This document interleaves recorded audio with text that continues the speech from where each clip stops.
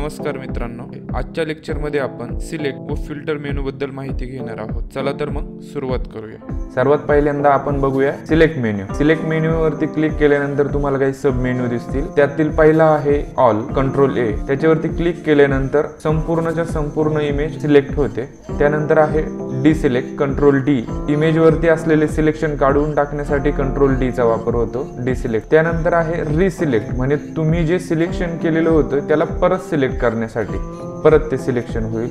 आता आपण काय करूया, एक छोटंसं सिलेक्शन घेऊया. आता इथे इनवर्स वरती क्लिक केल्यानंतर शिफ्ट कंट्रोल आय त्याचा शॉर्टकट आहे.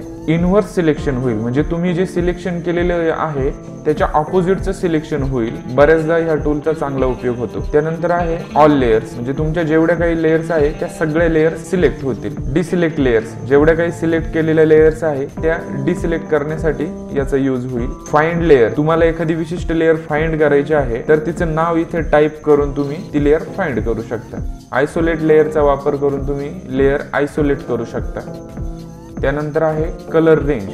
आता कलर रेंजचा उपयोग खूप चांगल्या प्रकारे करता येतो. तुम्हाला जी कलर रेंज आहे त्याच्यानुसार इथं सिलेक्शन मिळतं. आता मी एक कलर रेंज घेतोय. इथे प्लसच्या चिन्हाने तुम्ही आणखी प्रॉपर सिलेक्ट करू शकता.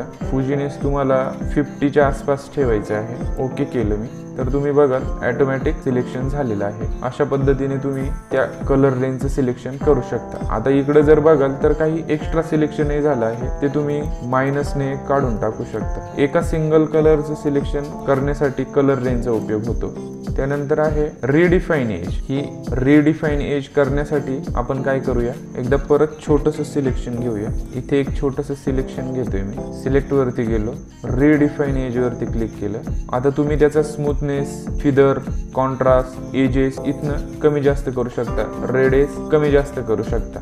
ओके केलं की तुमचं सिलेक्शन ज्यावेळेस तुम्ही मूव्ह कराल त्यावेळेस तुम्हाला एक आयडिया येईल. तर इथं जर तुम्ही बघितलं तर तुम्हाला त्याचं एजेस वगैरे थोड्याशा चेंजेस झालेल्या दिसेल. अशा पद्धतीने तुम्ही रिडिफाईन एजेसचा यूज करू शकता. मी अल्ट कंट्रोल झेडने परत पाठीमागे येतोय.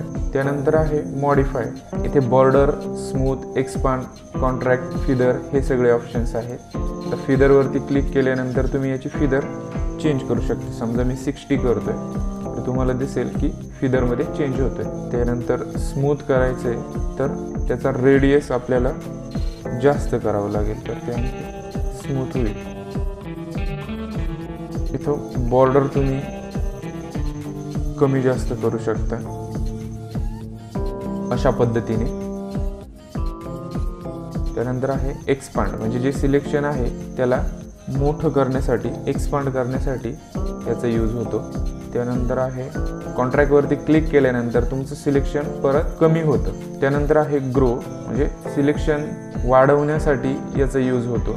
जशी तुमची कलर रेंज असेल त्यानुसार तुम्हाला याचा यूज करता येतो.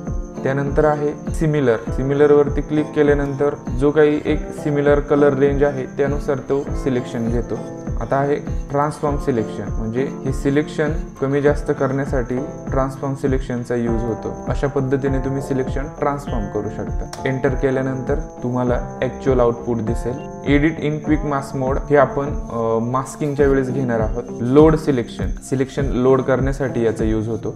त्यानंतर सिलेक्शन सेव्ह करण्यासाठी न्यू 3D एक्सट्रूशन, आपण इमेज वरती सिलेक्ट केलेले जे सिलेक्शन आहे त्याला 3D करण्यासाठी 3D एक्सट्रूशनचा यूज होतो. ते आपण 3D टेक्स्टच्या वेळेस बघूया. त्यानंतर आपण बघतोय फिल्टर. फिल्टर हा खूप चांगल्यापैकी वापरला जाणारा मेन्यू आहे. हे सर्वात पहिल्यांदा तुम्हाला जे दिसतंय ते आहे, तुम्ही यातील कुठलंही टूल्स घेतात किंवा वेगवेगळे ऑप्शन्स यूज करतात तो पहिल्यांदा इथे येतो आणि वन क्लिक तुम्हाला तो वापरता येतो. आता आपण काय करूया, यात आपल्याला 3 भाग करायचे आहेत. पहिला आहे कॅमेरा रॉ फिल्टर. याचा आपल्याला एक सेपरेट लेक्चर आपण घेणार आहोत, त्यामुळं हे आपण आजच्या लेक्चरमध्ये शिकणार नाही आहोत. त्यानंतर आहे प्लगइन्स. तुम्ही जे काही प्लगइन्स इन्स्टॉल करताय ते प्लगइन्स तुम्हाला इथे दिसत आहेत. Extra plugins. प्लगइन्स म्हणजे काय त्या संदर्भातही आपलं एक वेगळं लेक्चर असणार आहे. डिजीमार्क, इमेजनॉमिक, निक कलेक्शन, निक सॉफ्टवेअर हे काही प्लगइन्स आपण बाय डिफॉल्ट या सॉफ्टवेअर मध्ये दिलेले आहेत, त्याचंही आपण एक वेगळं लेक्चर घेणार आहोत। आता बाकीचे आहेत उरलेले ऑप्शन्स, तर त्या उरलेल्या ऑप्शनचा यूज करून तुम्ही इमेजला कशा प्रकारे चेंज करू शकता ते आता आपण बघूया। इथे convert to smart filter, smart filter मध्ये क्लिक केल्यानंतर तुम्ही फिल्टर अप्लाय करताय, फिल्टर गॅलरी मध्ये जाता, इथे वेगवेगळे ऑप्शन्स आहेत, हे बघा, हे वेगवेगळे इफेक्ट्स तुम्ही त्याला देऊ शकता। ते इफेक्ट्स इथनं कस्टमाइज करू शकता, तुम्हाला पाहिजे तसे कस्टमाइज करू शकता। अशा पद्धतीने तुम्ही त्याचा फिल्टर गॅलरीचा यूज करू शकता।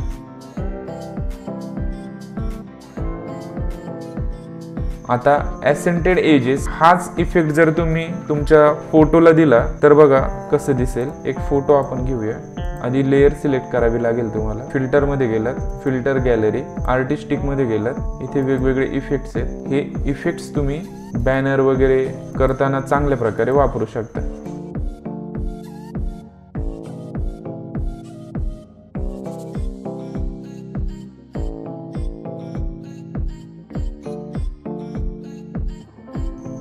याला तुम्हाला कस्टमाइज करण्यासाठी वेगवेगळे ऑप्शन्स आहेत, अशा पद्धतीने तुम्ही याचा यूज करू शकता। हे वेगवेगळे ऑप्शन्स आहेत, कस्टमाइज आहेत, तुम्ही चेक करून बघा, खूप सोपं आहे वापरायला, फार काही विशेष गोष्ट नाही आहे याच्यात। त्यानंतर आहे ॲडॅप्टिव्ह वाईड अँगल, वाईड अँगलला जो इफेक्ट करता येईल किंवा इथे वेगवेगळे इफेक्ट्स आहेत ते तुम्ही इमेजला अप्लाय करू शकता, इथनं त्याला कस्टमाइज करू शकता। कॅमेरा रॉ फिल्टर आपण नंतर घेणार आहोत, एक सेपरेट लेक्चर त्याच्यावरती असणार आहे, खूप महत्त्वाचं हे लेक्चर असणार आहे। त्यानंतर आहे लेन्स करेक्शन, म्हणजे लेन्समध्ये काही लेन्स करेक्शनचा उपयोग करून तुम्ही इमेजला एका पर्स्पेक्टिव्हने स्केल करू शकता। त्यानंतर आहे लिक्विफाय, आता लिक्विफायचा उपयोग करण्यासाठी आपल्याला ही इमेज घ्यावी लागेल जेणेकरून तुम्हाला व्यवस्थित दिसेल। लिक्विफायचा यूज तुम्ही कशा प्रकारे करू शकता, समजा तुमच्या बॉडीचा एखादा अवयव आहे तो कमी जास्त होतोय तर तो अशा पद्धतीने करेक्शन करण्यासाठी वापरू शकता, किंवा तुम्हाला एखादं कॅरिकेचर बनवायचं आहे तर त्यावेळेस कॅरिकेचरसाठी तुम्ही लिक्विफायचा ऑप्शन यूज करू शकता। ब्रश साईज, ब्रशचा प्रेशर इथनं तुम्ही कस्टमाइज करू शकता। ओके केलं, त्यानंतर मी कंट्रोल झेड केल्यानंतर तुम्हाला आता फरक दिसतोय की कशा पद्धतीने तुम्ही लिक्विफायने तुमचे बॉडी ऑर्गन्स कस्टमाइज करू शकता। बऱ्याच वेळेस काय होतं की कॅमेऱ्याने फोटो काढताना काही अँगल चुकतात, त्यावेळेस या टूलचा तुम्हाला चांगल्या प्रकारे वापर करता येतो। त्यानंतर आहे ऑइल पेंट इफेक्ट, ऑइल पेंटचा इफेक्ट तुम्हाला देता येईल, तो कस्टमाइज करता येईल, पाहिजे तसं कस्टमायझेशन तुम्ही करू शकता।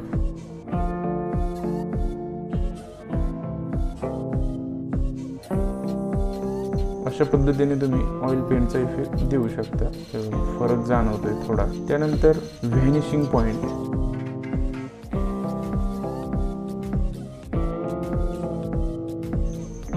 अँग्युलर पर्स्पेक्टिव्ह करण्यासाठी व्हॅनिशिंग पॉइंटचा यूज होतो।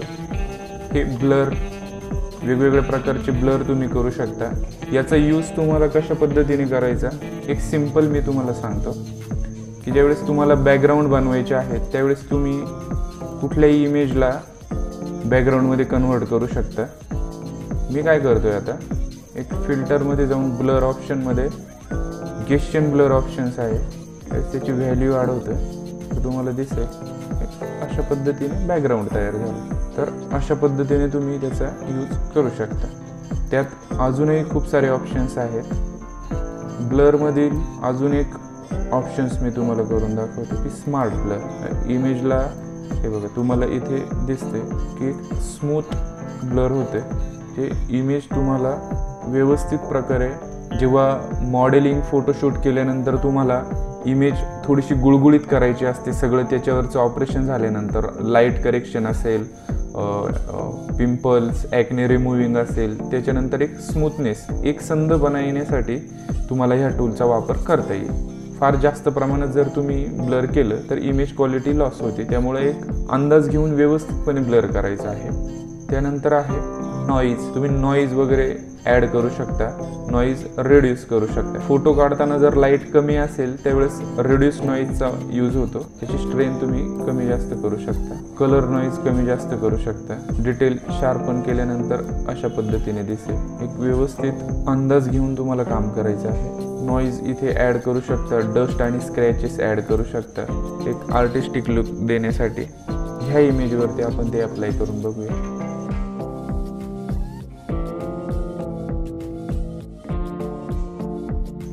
अशा पद्धतीने आउटपुट तुम्हाला दिसेल. सगळेच टूल उपयोगात येतील असं नाही. यातले जे काही महत्त्वाचे टूल्स आहेत त्यातील पहिला टूल आहे कॅमेरा रॉ फिल्टर, त्यानंतर लिक्विफाय, त्यानंतर हे फिल्टर गॅलरी आणि बाकीचे हे प्लगिन्स. ते प्लगिन्स आपण एका वेगळ्या लेक्चरमध्ये बघणार आहोत. बाकीच्या टूल्सचा तुम्ही उपयोग करून बघा, कस्टमायझेशन करून बघा, एक बऱ्यापैकी तुम्हाला यूज करता येईल. फॉर एक्झाम्पल आता हे रेंडरचं एकदा आपण बघूया. लाइटिंग इफेक्ट, तर इथं तुम्हाला वेगवेगळ्या अँगलने लाईट, स्पॉटलाईट असेल, पॉईंट लाईट असेल, इन्फिनाइट लाईट असेल, तर अशा पद्धतीने तुम्ही यूज करून त्याला आणखी कस्टमाइज करू शकता.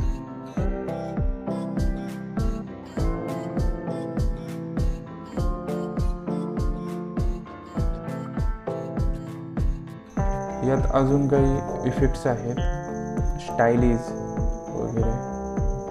इमेज एक्सट्रूड करण्यासाठी त्याचा यूज होतो.